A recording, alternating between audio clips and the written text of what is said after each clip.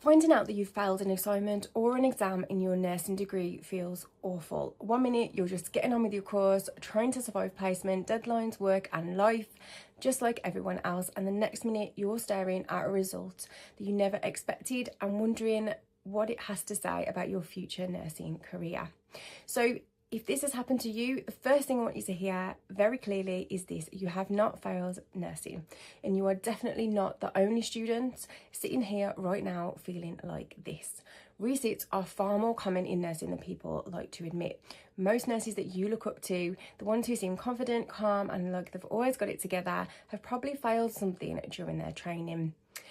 Hello, you're on Shift with Sean, the platform that empowers student nurses with the knowledge, tools and the support to build confidence in practice.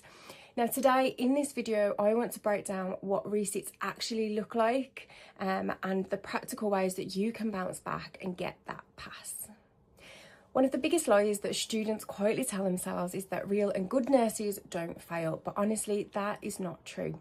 Nursing is academically intense, emotionally draining, and often happens alongside work, family life, financial stress, and being completely exhausted most of the time. Sometimes something has to give, and usually it's the assessment. Now, most students don't fail because they're lazy or incapable. They fail because of things like they didn't fully understand what the assignment was actually asking for, knowing the context, but struggling with the exam technique, anxiety completely taking over in OSCEs, life getting in the way in ways that university never sees, or burnout after months of pushing through. So in other words, failing usually points to a gap in skills or support, not a lack of potential. These are the things that can be learned, improved and strengthened, even if right now it feels like everything is falling apart.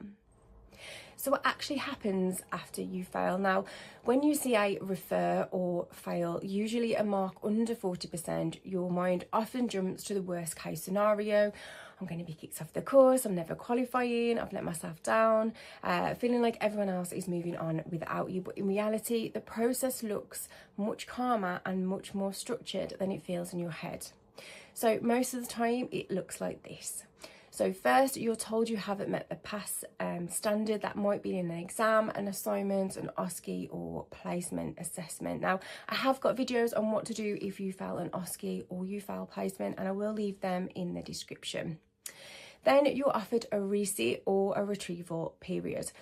This is your second chance to meet those learning outcomes, and it might mean redoing an assignment, sitting another exam, repeating certain OSCE stations, or completing extra placement time. Now, in nursing, there is never just one chance to pass something. There's always a built-in system for second attempts.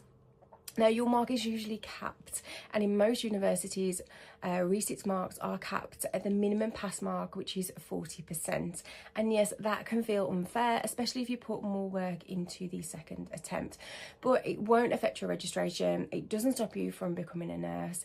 It may affect your overall degree classification, which in real clinical life rarely matters.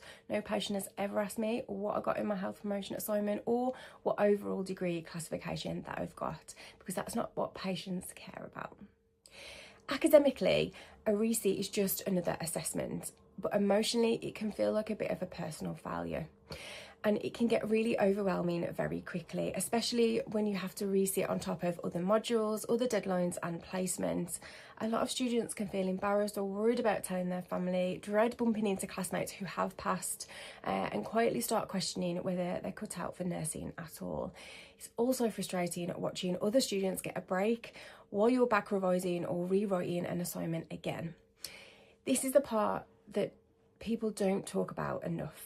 You might feel a little bit isolated, but the truth is a lot of students are resitting at the same time. They're just not posting about it or talking about it openly. Once you qualify, no one will ever ask how many times you sat an exam. They will only care that you're safe, compassionate and competent. Before we carry on, I just want to quickly share something that I have created for student nurses, because this is something that I wish I'd had when I started my training. It's my Nurse in Progress book series. Because who you are in year one is not the same person as you are in year two, and it's definitely not the person you are by the time you reach that final placement in year three. And that is why I've created the Nurse in Progress book series. It's a 3-book series with 1 book for each year of your nursing degree, so you get the right support at the right stage that you're actually in. Inside each book, you'll find placement confident tips, realistic study strategies that fit around your shifts, honest personal stories from someone who's been there, and a real insight into what nursing is truly like. This series does not sugarcoat nursing. It shows the reality, the stress, the pressures and the self-doubt, but also how to survive it and grow through it and feel more confident in yourself as a nurse. I'll leave the link for this series in the description. It is available on Amazon right now.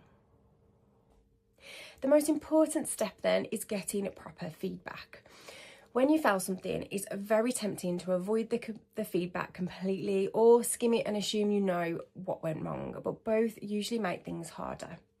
Markers tend to give you feedback that's short, sharp and very direct, and when you're already feeling upset that you didn't pass, it can feel brutal, like another kick when you're already down. But feedback isn't personal, it's structured guidance.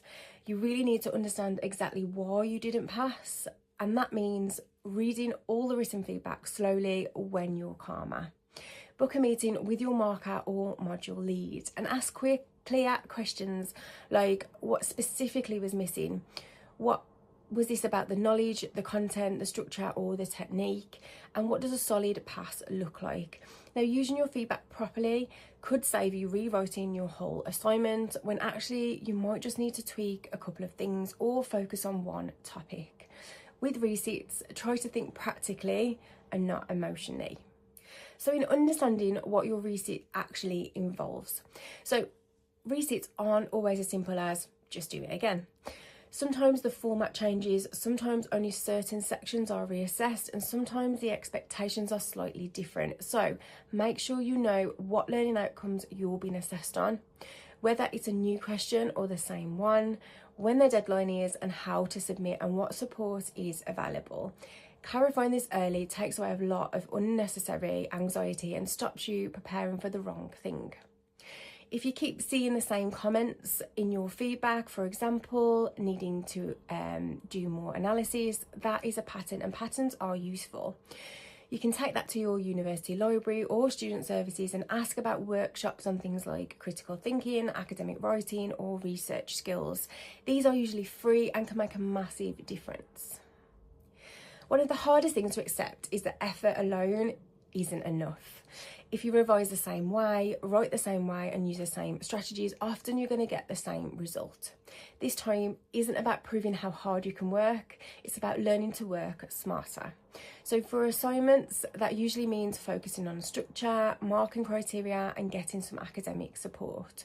For exams, it might mean practicing active recall or time practices.